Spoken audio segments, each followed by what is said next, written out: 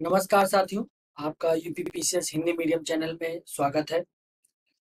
और UPPCS pre को ध्यान में रखकर हम लोग जो विगत वर्षों में सवाल पूछे गए थे उनको हल करने का प्रयास कर रहे थे, उनको जानने का प्रयास कर रहे थे कि क्या इम्पोर्टेंट है और हमें प्री के एग्जाम के लिए किस प्रकार से अपनी तैयारी को आगे बढ़ाना है।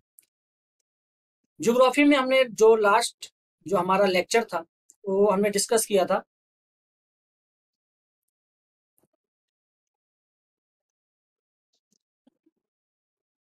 महासागरीय जो गर्त और विभिन्न जो सागर हैं उनकी लोकेशन हम लोगों ने डिस्कस की थी एक दो लेक्चर पहले।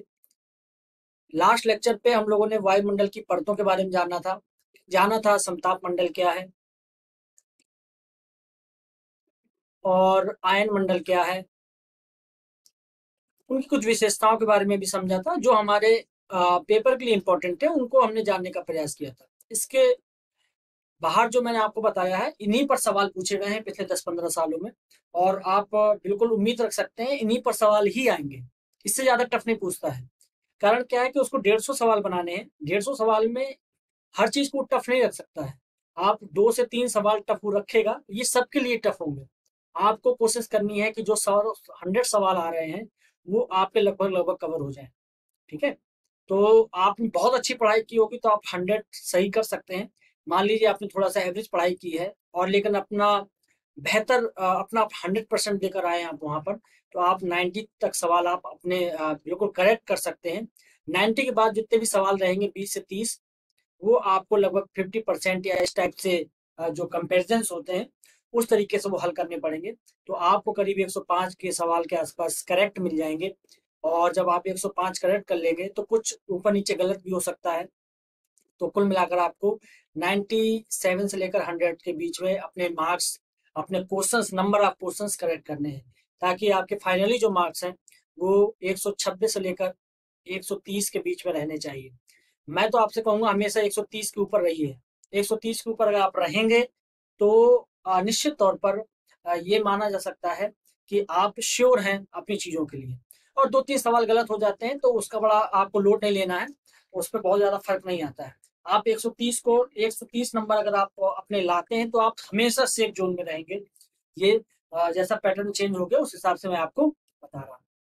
चलिए आज देखते हैं सूर्य ताप वगैरह थोड़ा सा जानेंगे। इसमें बहुत ज्यादा सवाल नहीं पूछे जाते हैं, ना ये हमेशा पूछे जाने वाला टॉपिक है, बस थोड़ा सा आपको ओवरव्यू पता होना चाहिए। सूर्य ताप का मतलब क्या होता है। आप जानते हैं पृथ्वी में जितनी भी ऊष्मा प्राप्त हो रही है वो अंतोगत्वा कहीं ना कहीं सूर्य ताप से मिल रही है। ठीक है ना, सूर्य से मिल रही है। सूर्य की जो लघु तरंगे होती हैं वो आती हैं पृथ्वी पर, और पृथ्वी में जितनी भी जैविक क्रियाएं हो रही हैं वो सब सूर्य ताप की वजह से हो रही हैं। अजैविक क्रियाएं हो रही हैं, अजैविक मीन्स चट्टानों का टूटना फूटना, वो भी कहीं ना कहीं तापमान उसमें एक बड़ा रोल अदा करता है। तो यही है यहाँ पर लिखा हुआ, पृथ्वी की ऊष्मा का मुख्य स्रोत जो है वो सूर्य है। और वास्तव में धरातल पर सूर्य से विकिरित लघु तरंग, ये याद रखिएगा, लघु तरंग के रूप में प्राप्त ऊर्जा को सूर्य ताप कहा जाता है, लघु तरंग के रूप में।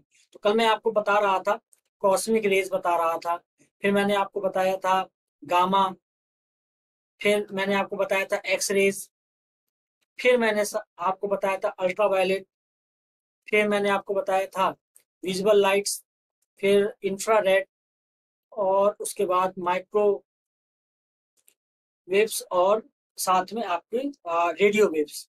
इस टाइप की चीजें मैंने आपको बताई थी। मैंने कहा था कि ऊपर की ओर जब जाएंगे तो एनर्जी बहुत रहती है इनमें, और ये इनकी एनर्जी ज्यादा होने का मतलब ये है कि इनकी जो तरंग दैर्ध्य मतलब होता है इनकी जो तरंग की लंबाई होती है वो कम होती है। तो लघु तरंग वही बात है यहाँ पर, लघु तरंग। ऊपर जाएंगे एनर्जी तो इनमें बहुत होती है लेकिन जो तरंग है वो उसकी लंबाई कम होती है। आपने पढ़ा होगा ई बराबर एच वी, अगर साइंस बैकग्राउंड आपका रहा होगा तो आपने ई बराबर एच वी पढ़ा होगा। और अगर वी आप कहेंगे तो वी बराबर 1/लैम्डा पढ़ा होगा। ये लैम्डा तरंग दैर्ध्य है। अगर तरंग दैर्ध्य बड़ी होगी तो ये आपकी एनर्जी का जो पॉइंट है ये कम हो जाएगा, तो ये ओवरऑल कम हो जाएगा। ये यहाँ पर नियतांक की तरह काम करता है। इस प्रकार से चीजें चलती हैं। देखते हैं सूर्य ताप को प्रभावित करने वाले कारक कौन कौन से, मतलब जैसे मैंने आपको बताया था कि समुद्र की जलधाराओं को प्रभावित करने वाले कारक कौन कौन से हैं, उसी प्रकार से सूर्य तापमान हर जगह सेम नहीं होता है। आप देखेंगे पहाड़ों में ठंडक होती है, जमीन पर गर्मी होती है, या आप साउथ में चले जाए तो और गर्मी आपको मिल जाएगी, वहां पर गर्मी के साथ साथ थोड़ा सा चिपचिपाहट वाली गर्मी मिलेगी। आप समुद्र के पास जाएंगे तो वहां पर आपको अजीब सी चिपचिपाहट महसूस होगी। समुद्र है लेकिन चिपचिपाहट होगी, क्योंकि वहां की हवा में जो है जलवाष्प होता है काफी भारी मात्रा में। वहीं पर आप पहाड़ों में जाएंगे, ऊंचाई के साथ साथ तापमान में कमी हो जाती है, तापमान अचानक गिर जाता है। इसलिए तो लोग हिमालय जाते हैं, हिमाचल जाते हैं, शिमला जाते हैं, तो ये सब क्यों जाते हैं? क्योंकि गर्मी के मौसम में वहां पर तापमान काफी कम हो जाता है, तो गर्मी से राहत के लिए वो वहां पर जाते हैं। तो वही चीज है, प्रभावित करने वाले कारक कौन कौन से? सूर्य से दूरी। ठीक है, तो आपने देखा होगा जो यूरेनस वगैरह ग्रह हैं, ये बहुत ही ज्यादा ठंडे हैं, बर्फ से बने हुए हैं एक तरीके से। इसके पीछे कारण ही यही है, क्योंकि सूर्य से बहुत दूरी है इनकी। ठीक है, और वहीं पर अगर आप देखें तो बुध जो बिल्कुल सूर्य के बगल से है, और शुक्र जो है वो सेकेंड नंबर पे है सूर्य से। लेकिन आप देखेंगे तो अगर आपसे पूछा जाए तो कौन सा ग्रह सबसे ज्यादा गर्म रहता है, तो उसका आंसर शुक्र है, ये याद रखिएगा। पृथ्वी में इसको भोर का ग्रह कहते हैं, बहुत चमकता रहता है ये। कारण इसका ये है कि देखिए, तापमान का होना बस जरूरी नहीं है, वहां पे वायुमंडल का होना भी बड़ा जरूरी है। बुध ग्रह सूर्य कितने नजदीक है, और बुध पर इसकी गुरुत्वीय क्षमता इतनी नहीं है कि वो अपने वायुमंडल को का रोक पाए। तो वहां पर वायुमंडल ही नहीं है, जब वायुमंडल नहीं है तो गर्म क्या चीज होगी वहां पर। और शुक्र जो आ जाता है उस पर वायुमंडल काफी घना हुआ है, घना है, तो वहां पर काफी बड़ी मात्रा में सूर्य से रोशनी मिल जाती है, तो वो गर्म हो जाता है। ठीक है, उसी प्रकार से आप देखेंगे मंगल, फिर उसके बाद पृथ्वी, इस प्रकार से क्रम लगा हुआ है। तो पृथ्वी अपनी बड़ी अच्छी जगह पर है, जहां पर टेम्परेचर ठीक ठाक मिल जाता है हमको। तो प्रभावित करने वाले कारक हैं, जैसे सूर्य से दूरी होगी, सौर कलंक। सौर कलंक प्रत्येक 11 वर्ष पे जैसे सूर्य पर धब्बे होते हैं, उनको सौर कलंक कहा जाता है। अगर सौर कलंक की संख्या बढ़ेगी तो तापमान उसको बढ़ा हुआ मानते हैं। सौर कलंक की संख्या कम होगी तो तापमान, जो सूर्य से मिलने वाला तापमान है उसमें थोड़ा सा कमी आती सापेक्ष रूप से। ये आप ऐसे फील नहीं कर पाएंगे, बाकायदा वैज्ञानिक विधि से और विभिन्न इंस्ट्रूमेंट लगाए जाते हैं, तब वहां पर ये चेक होता है। ये 11 वर्ष में इनका सौर कलंक जो है, चक्र इनके चलते हैं 11 वर्ष में। सूर्य किरणों का कोण, अब आप विषुवत रेखा पे देखें तो ये सीधा चमकता है। कर्क रेखा पे आप जाएं तो 22 जून के आसपास ये सीधा चमकता है, तो वहां पे तापमान सीधे सीधे मिलता है। ठीक है, आप खुद ही देख लीजिए, पृथ्वी इस अक्ष पर झुकी हुई है, ठीक है, 23.5 पर। सूर्य की रोशनी यहाँ मिल रही है, जहां सीधा मिलेगा उसको डायरेक्ट, तो उसकी दूरी भी कम होगी सूर्य से उस स्थान की, और तापमान भी सीधा सीधा मिल रहा है। लेकिन यहाँ पर देखेंगे तो किसी न किसी एंगल में मिलेगा। एंगल में मिलने का मतलब है कुछ तापमान उसका कम हो जाएगा। चौथा ऑप्शन है दिन की लंबाई। जहां पर दिन बड़े होते हैं वहां सूर्य ताप ज्यादा मिलता है, और जहां दिन छोटे होते हैं वहां पर सूर्य जब ज्यादा देर चमकता हुआ ही नहीं मिलेगा, तो वहां पर किस प्रकार से तापमान में जो है गिरावट हो सकती है, जहां पर उसकी तुलना में जहां पर दिन बड़े होते हैं। उसके बाद ऊंचाई, अभी मैंने बताया, पहाड़ों पर आप ऊंचे जाएंगे तो देखिए तापमान कम हो जाता है, क्योंकि सूर्य की जो किरणें होती हैं वो तिरछी पड़ रही होती हैं, इसलिए उसका प्रभाव बहुत नहीं होता है। ढाल, ढाल का मतलब भी वही है, आप ढाल वाले क्षेत्र पे खड़े हो जाए तो इधर पे तापमान अगर ज्यादा है, इस वाले क्षेत्र पे बहुत कम होगा। वायुमंडल की पारदर्शिता, इसका मतलब ये होता है कि अगर वायुमंडल में मान लीजिए बादल बहुत ज्यादा है, तो सूर्य जो है आएगा इन पर, और दिन के समय अगर बादल ज्यादा है तो आपने देखा होगा दिन के समय अगर बादल पड़ जाता है तो तापमान हमको कम मिलता है, बड़ी राहत मिलती है, चलो बादल आ गए। लेकिन रात में अगर यही बादल रहे, क्योंकि रात में सूर्य तो नहीं होता, पृथ्वी से किरणें वापस जा रही होती हैं, जिस प्रकार से ये ऊपर से आने वाली किरणों को रोकता है उसी प्रकार से ये नीचे से जाने वाली किरणों को भी रोकता है। तो रात में अगर बादल हुए तो उमस वाली गर्मी बड़ी मिलती है आपको देखने में। थल और जल का विभिन्न स्वभाव, जैसे आप देखिए, चट्टान है वो जल्दी गर्म होती है, पानी थोड़ा देर से गर्म होता है, क्योंकि उसकी विशिष्ट ऊष्मा जो होती है वो ज्यादा होती है पानी की, और चट्टान जो होती है वो तेजी से गर्म हो जाती है। तो आप ये सोचिए कि जो समुद्र अगर चारों तरफ से स्थल मार्ग से घिरा घिरा हुआ है, कोई झील है घिरी हुई है, तो यहाँ का अगर तापमान ज्यादा हो जाएगा चट्टान का, तो इस झील पे भी इसका प्रभाव थोड़ा सा ज्यादा पड़ेगा। और एक ये झील है जिसके चारों तरफ कोई भी बड़ा कोई चट्टान नहीं है, ये खुला क्षेत्र है, तो इस वाली झील की तुलना में इस वाली झील में तापमान ज्यादा होगा। यही कारण है कि जो बंगाल की खाड़ी है उसका तापमान अधिक होता है, अरब सागर में तापमान कम मिलता है। अरब सागर की तरफ आप जाएंगे तो वो बिल्कुल बंद सागर जैसा नहीं है, काफी खुला है। लेकिन जो बंगाल की खाड़ी है वो काफी बंद काफी बंद है। आपको भारत का नक्शा जैसे आपको देखूं, ये देखिए, ये इस तरीके से है कुछ, तो ये है बंगाल की खाड़ी, ये स्थल है, ये स्थल है, यहीं से विषुवत रेखा जा रही है। तो ये वाला जो क्षेत्र है इसका टेम्परेचर ज्यादा हो जाता है और इसका टेम्परेचर जो है अरब सागर का वो कम होता है, इसके कंपेरिजन में कम होता है, ये याद रखिएगा। ये नहीं कि कम ही होता है इसका मतलब सबसे कम होता है, ऐसा कुछ नहीं है।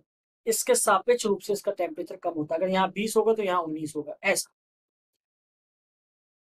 वही चीज है जो यहाँ पर है, उसी प्रकार से ये लिखा हुआ है। कभी कभी मेंस में इसी तरीके से लिख देना चाहिए, ठीक है ना। 6 देश महासागरीय जलधाराएं भी इसका प्रभाव डालती हैं, क्यों? आप देखिए गल्फ स्ट्रीम की जलधारा नार्वे तक जाती है, तो नार्वे में क्या होता है, नार्वे में टेम्परेचर बहुत गिरा हुआ होता है, वहां पर टेम्परेचर का जो मान है वो बढ़ जाता है गल्फ स्ट्रीम की धारा के कारण, ठीक है। और पवने आप देखेंगे, अगर जैसे ठंडे प्रदेश से कोई पवन आ रही है तो काफी ठंडक लेकर आती है। वहीं आप देखेंगे अगर गर्म प्रदेश से हवा जा रही है तो काफी गर्म हवा होती है। आप मरुस्थल में देखें तो काफी गर्मी वाली हवा चलती है, वहां पर ऐसा आप देख सकते हैं। सागर से दूरी, अब जैसे गोवा के पास जाएंगे आप, तो गोवा में टेम्परेचर बहुत ज्यादा अंतर नहीं आता है, क्योंकि वहां सागर के बहुत नजदीक है। लगभग वहां पे अगर 30 डिग्री के आसपास टेम्परेचर है तो साल भर आपको लगभग 28 से 30 डिग्री ही मिलने वाला है, इससे अंतर ज्यादा नहीं आएगा। लेकिन अगर आप देखें हिमाचल में, तो हिमाचल की सागर से दूरी बहुत है, तो गर्मी के दिनों में तो हिमाचल में थोड़ा ठंडक मिल जाती है मैदानों की तुलना में, लेकिन ठंडियों की तुलना में और ठंडा हो जाता है। मैदान उतने ठंडे नहीं होते जितने ठंडे हिमाचल प्रदेश या पर्वतीय क्षेत्र हो जाते हैं, बर्फबारी हो जाती है वहां पर। मेघ आवरण, ये सब हम लोगों ने समझने का प्रयास किया। अक्षांश का मतलब वही है, आप जो सूर्य की जो स्थिति है वो पृथ्वी पर किस तरीके से पड़ रही है, उच्च अक्षांशों पर तापमान थोड़ा सा कम हो जाता है। ये देखिए किस प्रकार से जो सूर्य की किरणें हैं उनको परावर्तित किया जा रहा है। तो लघु वेव, ये देखिए, ये सोलर है, सूर्य से किरणें आ रही हैं। तो अब सूर्य पर मान लीजिए किरणें आई, मैंने कल आपको वायुमंडल की बहुत परतों के बारे में बताया।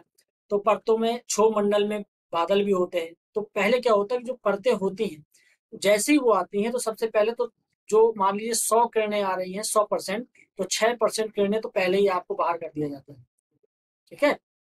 उसके बाद जो बादल वहां पर होते हैं तो बादल भी करीब 27% जो है वो आपका वापस कर देते हैं किरणें, उन्हीं से रिफ्लेक्ट हो जाती है किरणें।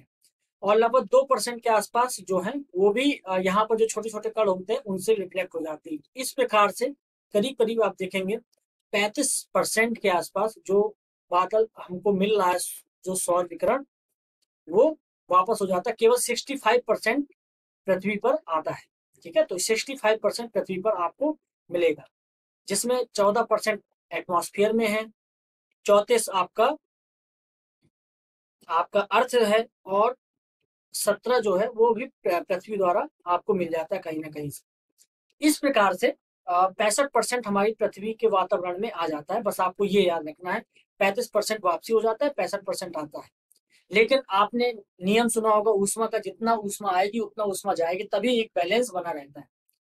लेकिन अगर आप मान लीजिए पूरी ऊष्मा आई, पूरी ऊष्मा चली गई, तो रात में तो इतनी ठंड हो जाएगी, बर्फबारी हो जाएगी, कुछ कहने को नहीं। तो इसीलिए CO2 जो गैस होती है वो एक आवरण बना लेती है, और जो रात में पृथ्वी जब विकिरण जो है इनको छोड़ती है, तो ये दीर्घ विकिरण है, ठीक है ना। जब सूर्य से प्राप्त होते हैं वो लघु विकिरण के रूप में प्राप्त होते हैं, लेकिन जब पृथ्वी से उनको वापस छोड़ा जाता है तो वो दीर्घ विकिरण के रूप में होते हैं। तो जब ये वापस जाते हैं तो ये देखिए 23 डिग्री सीधा सीधा ये आपकी पृथ्वी से चले जाएंगे। फिर उसके बाद 9 जो है ये आपके बच जाते हैं, और ये 19 जो है ये आपके कंडेंसेशन के माध्यम से चले जाते हैं। इस प्रकार से पूरा सिस्टम रहता है। ये आप देखेंगे 48 + 17 ये पूरा 65 हो जाएगा। तो 65 ये वापस रात में पूरा कर देता है, लेकिन पूरा 65 नहीं जाएगा। कारण क्या है कि जो CO2 है वो कुछ विकिरण रोक लेता है, जिससे विभिन्न प्रकार की क्रियाएं चलती रहती हैं। इसी को ग्रीन हाउस इफेक्ट कहा जाता है। जब सर्दियों में जो सर्द वाले क्षेत्र हैं, जो उच्च अक्षांश वाले क्षेत्र हैं, वो इसी प्रकार के घर बना लेते हैं, और उस घर में वो सब्जियां वगैरह उगाया करते हैं, क्योंकि उनको क्योंकि सूर्य की जो तापमान उनको मिल रहा है उसका कुछ वो भाग रोका करते हैं ताकि वो गर्म बना रहे और सब्जी वगैरह भी वो उगा सके। तो वहां पर ये CO2 के माध्यम से, जैसे वो लोग अपना एक घर बनाते हैं बर्फ का, ठीक है, तो इसको वो हाउस बोलते हैं। तो इसी प्रकार से CO2 भी हमारी पृथ्वी में एक घर की तरह, आकार की तरह काम कर रही होती है, ताकि कुछ टेम्परेचर रोक ले, तभी तो हम लोग गर्मी महसूस कर पाते हैं। नहीं तो रात के समय तो सारी ऊर्जा अंतरिक्ष में चली जाएगी और हम पूरे ठंडे पड़ जाएंगे। तो यही, इस आकृति देखिए रंगीन है, ये भी आप समझ लीजिए। मैंने आपको बोला 27 बादल लौटा देता है, 6 डायरेक्टली पृथ्वी द्वारा वापस हो जाती है और 2 हिम द्वारा वापस हो जाती है। तो 35% तो सीधा सीधा वापस हो गई। अब रात के समय में क्या होता है, जब सूर्य होता नहीं है, तो ये आपको पृथ्वी लौटाती है, ये, ठीक है, सॉरी, ये आपके जो वायुमंडल ने सोखा होता है उसको वापस लौटा देती है, और ये 17% पृथ्वी विभिन्न माध्यमों से इसको लौटा देती है। तो ये 65% रात में वापस हो जाता है। ये एक आइडियल है कि ऐसा होता होगा, लेकिन वापस में 65% नहीं वापस जाता। ये धीरे धीरे करके 2-3 दिन में ऐसे जाता रहता है, ताकि एक हमको पर्याप्त टेम्परेचर मेंटेन हमारे पृथ्वी में रहे, तभी पृथ्वी का जो औसत तापमान हो जाता है वो करीब हमारे 17-18 के आसपास बना रहे। ठीक है, तो यही सब चीज है, इसी यही औसत तापमान हमारा बढ़ रहा है, इसी को हम लोग ग्रीन हाउस इफेक्ट बोलते हैं। पृथ्वी गर्म हो रही है। अब सवाल हल कर लेते हैं। ये तो समझने की बात थी, सवालों में कुछ चीजें समझ लेंगे, इससे ज्यादा आपको परेशान होने की जरूरत नहीं, इससे बहुत ज्यादा सवाल नहीं पूछा जाता है। ठीक है, अगर आप इसको 1-2 बार देख लेंगे तो आपको पूरी चीजें एग्जैक्ट समझ में आ जाएंगी कि क्या मैं कहना चाहता हूँ। पृथ्वी पर हाई तापक्रम रिकॉर्ड किए जाते हैं। तो देखिए, पृथ्वी पर, ये पृथ्वी की स्थिति है, ये है आपका भूमध्य रेखा, ये है कर्क रेखा, ये है मकर रेखा। तो जो सूर्य है वो इन रेखाओं के बीच में ही चमकता है, और इस पर किरणें हमेशा लंबवत पड़ती हैं विषुवत रेखा पर। तो इसका मतलब ये है कि यहाँ टेम्परेचर ज्यादा होना चाहिए, परंतु ऐसा नहीं होता। लगभग 20 डिग्री पर, उत्तरी अक्षांश पर, यहाँ एक तो आप देखेंगे, यहाँ पर एक तो भूमि बहुत है ना।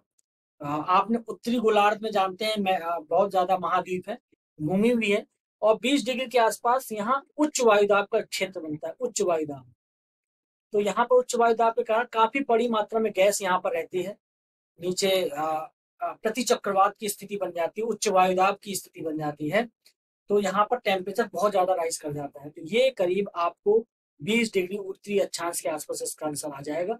ये आपको याद रखना है, ये बिल्कुल फैक्चुअल है। ये 0 डिग्री पर नहीं मिलता है तापमान इतना, जितना 20 डिग्री पर मिलता है, ये आपको पता होना चाहिए। चलिए आगे चलते हैं। इसमें कौन सा सही नहीं है? जलवाष्प निचले वायुमंडल के अति परिवर्ती गैस है। परिवर्ती मतलब तो बार बार उसका जो मानक है वो बदलता रहता है, तो ये सही बात है, परिवर्ती गैस है। मान लीजिए आपको नहीं आता, छोड़ दीजिए, कोई बात नहीं। अधिकतर तापमान की जो मेखला है विषुवत रेखा के सहारे पाई जाती है। तो अभी अभी मैंने आपको बताया 20 डिग्री के आसपास है, विषुवत रेखा 0 डिग्री है, तो 0 डिग्री के पास थोड़े ना है, ये तो अलग पाई जाती है। तो ये आंसर तो नहीं होना चाहिए, लेकिन चलिए छोड़ दीजिए।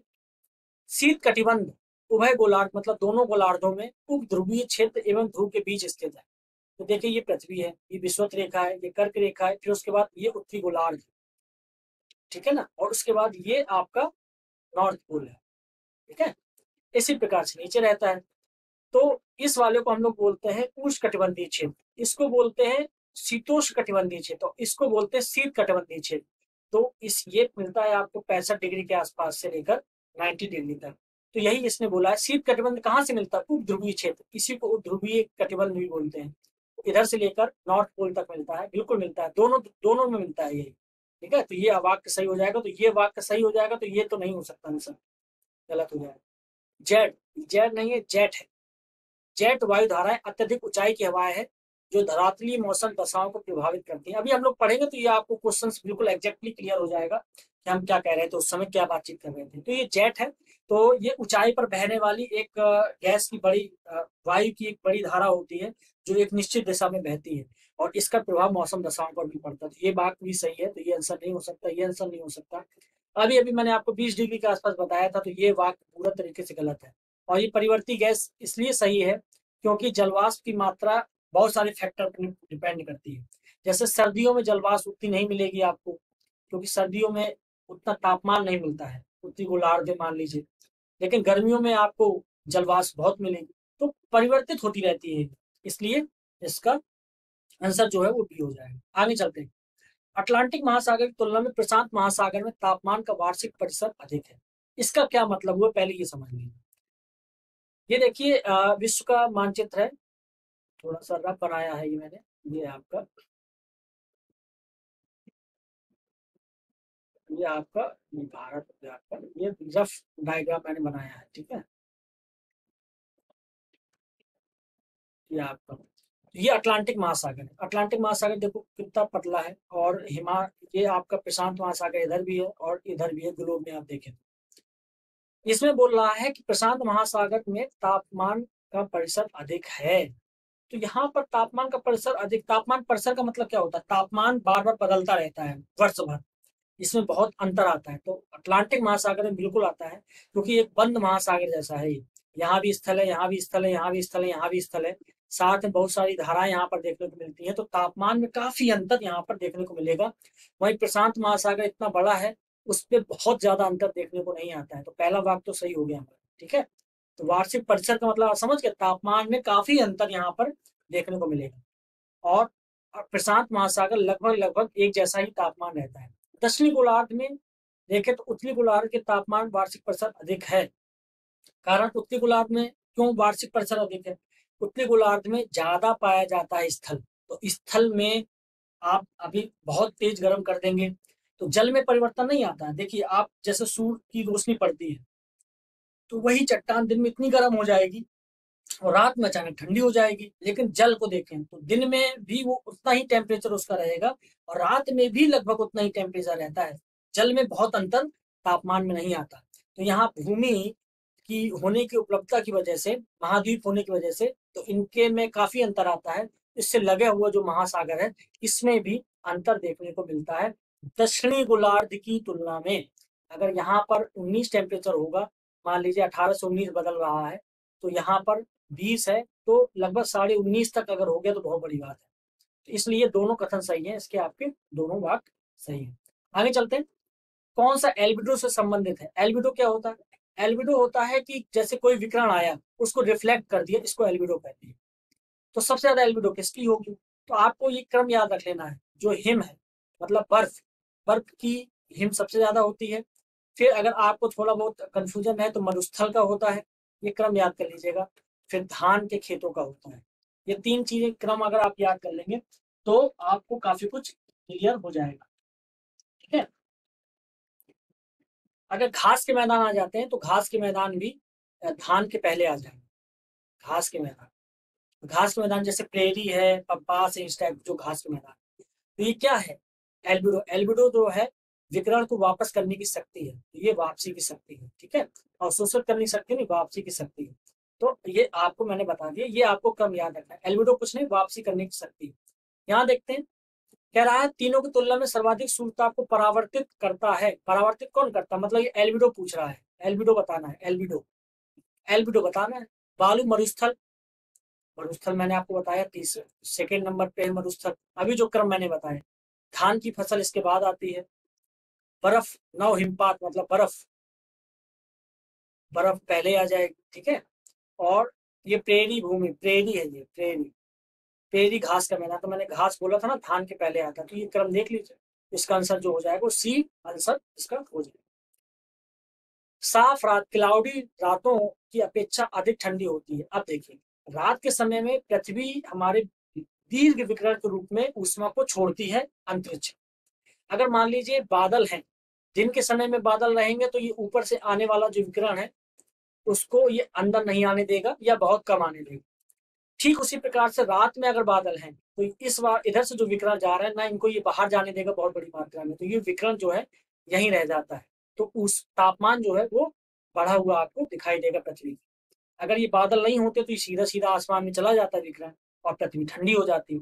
तो इसलिए यहाँ पर आपका रात में अगर क्लाउडी रातें हैं तो वो गर्म होंगी, साफ रातें ठंडी होंगी, क्योंकि साफ रातों का मतलब है वहां बादल नहीं है। तो वहां का जो क्षेत्र है, भूमि है, वो तेजी से ठंडी हो जाएगी। तो इसका कारण क्या है, विकिरण। तो बी आंसर इसका हो जाएगा। आगे चलते हैं। ग्रीष्म काल में आद्र ऊष्मा का अनुभव होता है। आद्र ऊष्मा का मतलब क्या होता है, आद्र ऊष्मा का मतलब होता है कि जल जो H2 है, जलवाष्प, वो वायुमंडल में कितना उपस्थित है, यही चीज इसमें होता है। रा होता है, रा मटेरियल आपने सुना होगा। रा होता है अपरिपक्व, जिसको अभी छानना जाना बाकी है। तो ये परिपक्व बिल्कुल, जब मौसम जब मौसम अपरिपक्व होता है, तो इसका मतलब ये है कि मौसम में बरसात बरसात हो गई हो, शांत चल रहा हो। परिपक्व मौसम का मतलब क्या होता है? परिपक्व मौसम का मतलब होता है कि वह सारी दशाएं वहां पर ठान मतलब शांत हो जाए, तो ये परिपक्व मौसम हो गया। लेकिन ये एक आइडियल स्थिति, ऐसा कभी नहीं होता। तो ये आंसर इसका नहीं है। कीन होता है, ठीक है ना। कीन मतलब यहाँ पर मैं आपको बताऊं, कीन का मतलब यहाँ पर है, जैसे वैसे हिंदी में इसको तीक्ष्ण बोलते हैं, ठीक है। तो आपको ग्रीष्म काल में आद्र ऊष्मा का अनुभव होता है। अगर ग्रीष्म काल में आद्र ऊष्मा का अनुभव हो, तो आप जानते हैं गर्मी कुल का हम लोग इस्तेमाल करते हैं जब गर्मी आ जाती है, तो काफी तापमान रहता है, तो झुलसने वाला उमस वाली गर्मी होती है उस समय। अगर वहां पर आद्र ऊष्मा हुई, मान लीजिए पानी नहीं है, तो तापमान केवल हमें टेम्परेचर महसूस होगा। लेकिन बरसात हो जाती, बरसात के बाद तापमान भी है, पर्याप्त मात्रा में वातावरण में जल भी है, तो उमस बहुत हो जाती है, तो उमस वाला मगी वाला मौसम हो जाता है, ठीक है। तो ये आपका आंसर हो जाएगा, इसका डी आंसर हो जाएगा। आप इसको समझ नहीं पा रहे हो अगर इस वाले क्वेश्चन को, तो अगर आपको क्वेश्चन समझ में ना आए, तो आप इंग्लिश वाले क्वेश्चन देखने किया करिए, वहां थोड़ा सा आपको समझ में आ जाएगा, ठीक है। यहाँ पर उमस वाला ये पूछ रहा चाह रहा है कुल मिलाकर कि ग्रीष्म काल का मौसम है और आर्द्र मौसम है, तो आपको कैसा अनुभव होगा, बस केवल इसका आंसर ये था। तो इसका आंसर जो है वो मगी हो जाएगा, मतलब उमस उस समय बहुत ज्यादा होगी, ह्यूमिडिटी होती है उस समय, ठीक है। चलिए आगे चलते हैं। आर्द्रता परिणाम है, तो आर्द्रता किस चीज का परिणाम है? आर्द्रता मतलब होता है 1 घन मीटर में कितने ग्राम H2O मिल रहा है, जल, उसी को हम लोग,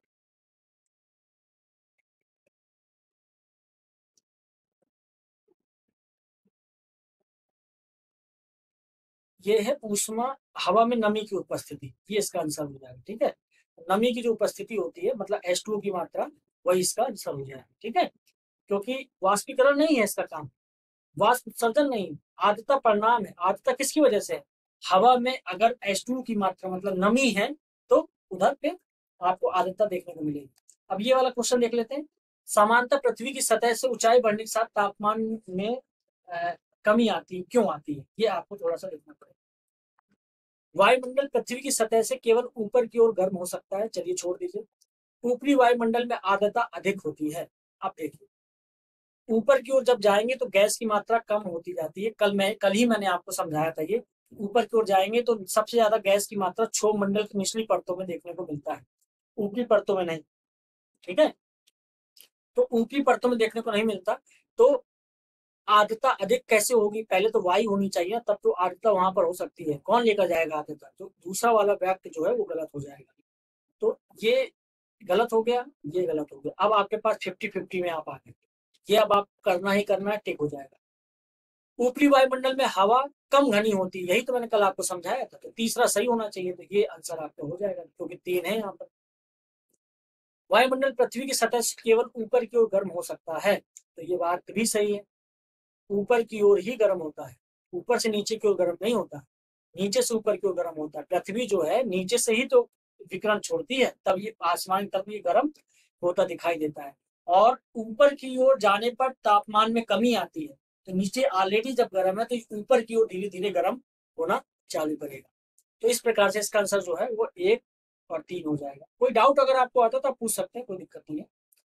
वायुमंडल अधिकांश ऊष्मा परोक्ष रूप से सूर्य से और प्रत्यक्ष रूप से पृथ्वी से धरातल से प्राप्त करता है। तो यही तो बात है, रात के समय में जो विकिरण होता है, वास्तव में पृथ्वी उसी से गर्म होती है।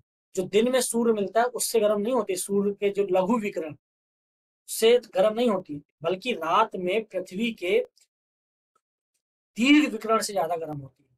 पृथ्वी के धरातल पर सौर लघु तरंगे पार्थिव ऊर्जा की लंबी तरंगों, ये पता नहीं, थोड़ा सा यहाँ पर लिखना गलत हो गया है, लंबी तरंगों में परिणत होता है। तो इसका कहने का मतलब ये है कि जो लघु तरंगे हैं वो इतना धरातल को गर्म नहीं करती हैं, जितना धरातल से जो पार्थिव ऊर्जा के रूप में, मतलब पार्थिव ऊर्जा का मतलब पृथ्वी से निकलने वाली ऊर्जा, मतलब दीर्घ तरंग की वजह से गर्म होता है। तो ये वाला वाक्य और ये वाला वाक्य दोनों सही है, और ये इसका सही आंसर भी है, क्योंकि पृथ्वी से ही तो ज्यादा गर्म होता है, पृथ्वी से निकलने वाली ऊर्जा से ही तो गर्म होता है। तो इस प्रकार से प्रत्यक्ष रूप से पृथ्वी की धरातल से प्राप्त करता है ये ऊष्मा। तो ये वाले वाक्य को, ये वाला वाक्य बिल्कुल सही बोलता है, तो आपका कथन ये हो जाएगा, सही व्याख्या करता है। इस प्रकार से इससे बहुत ज्यादा सवाल नहीं पूछे गए हैं। देखिए, आप 8-10 सवाल किए हम लोगों ने, इतना ही पूछा है। और कभी आपसे पूछ भी लेता है ना, तो ऐसे नहीं पूछेगा कभी, बस केवल थोड़ा बहुत एल्बिडो के बारे में पूछ सकता है, सिंपल पूछता है, बहुत ज्यादा टफ नहीं पूछेगा। अगर टफ रहेगा तो सबके लिए टफ रहता है। इतना मैंने आपको समझा दिया है, और इसी के इर्द गिर्द ये सवाल बनते हैं इस टॉपिक में, और कुछ नहीं। तो फिर नेक्स्ट टॉपिक में मुलाकात होगी नई चीजों के साथ। नमस्कार।